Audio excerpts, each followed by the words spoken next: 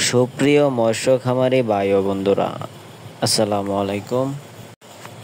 দেশ ও দেশের বাইরে থেকে যে যেখান থেকে আমার ভিডিওটি দেখেন তাদেরকে জানাই আন্তরিক শুভেচ্ছা অভিনন্দন।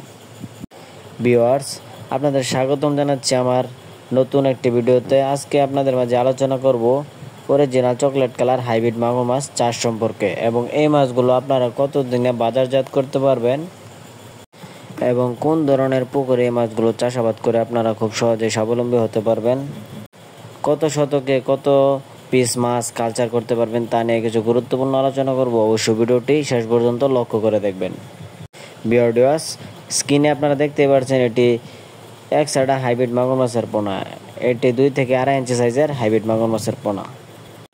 ভিউয়ার্স, আপনাদের যাদের এই অরিজিনাল চকলেট কালার হাইব্রিড মাগুর মাছের পোনাটি প্রয়োজন তারা আমাদের স্ক্রিনে দেওয়া নাম্বারে যোগাযোগ করে আমাদের কাছ থেকে স্বল্প খরচে এই মাছগুলো হোম ডেলিভারির মাধ্যমে ক্রয় করতে পারবেন।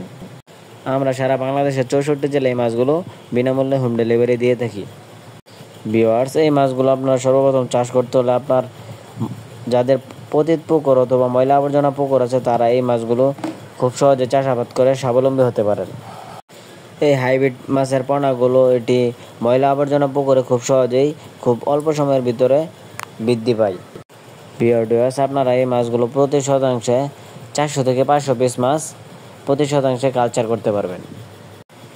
সো ভিউয়ার্স, আমার হাতে যে পোনাগুলো দেখছেন 2 থেকে 2.5 ইঞ্চি সাইজের এই পোনাগুলো আপনারা চাষ করলে 3 থেকে 3.5 মাস চাষ করলেই এক একটা ওজন আসবে 1 থেকে 1.5 কেজি।